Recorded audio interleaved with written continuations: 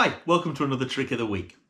In this one, we're going to find out what a turnaround is. It's one of those phrases you hear musicians talk about. You get to the end of a part of a tune and they'll go, oh, go to the turnaround. But what does it mean? And what does it mean musically? And how can we use it to learn a little bit of music theory that's really, really useful and will help you put turnarounds in all kinds of music without having to read them off a chart or even think too hard about them. Have a think about some songs that you play in your ukulele club songbook or whatever, songs that you've learned. Quite often, maybe you're playing a song with just the chords of C, F and G7. So I'm playing my verse. I get to the end and I want to play another verse, so I play that G7 and suddenly, can you hear that? I get to hear and go, I can't stop there. I've got to go back to my C and do another verse. And everybody hears that. The other musicians, the audience, they all go, oh, right, I know what's happening here. So why does it do that? Well, the seventh chord has a kind of unstable quality to it. It wants to move on. It makes us feel when we hear a song go to a seventh chord that we want to go somewhere else. Now, the little circle of fifths that I use a lot has just popped up on the screen.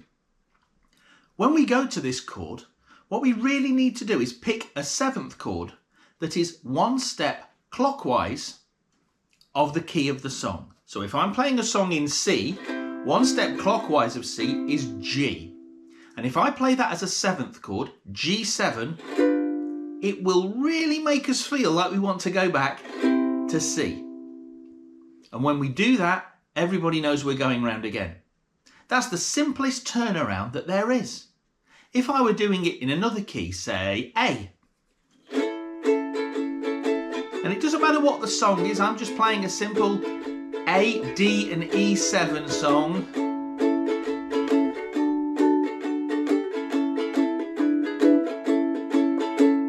When I get to the end, I'm on an A. I want to go round again.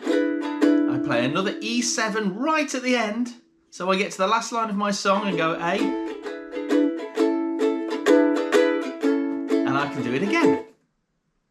Now, the turnaround I played at the beginning, that was quite an involved one, and in fact there's a whole lesson on how to play that one.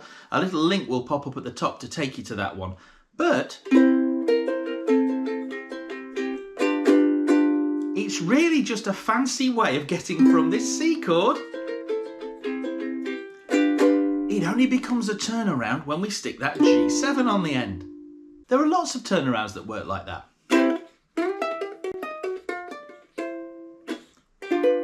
They only really become a turnaround when that G7 pops up on the end. That chord, one step clockwise on our circle of fifths, played as a seventh chord. If you're playing a more complicated jazzy tune, you might get a turnaround like this.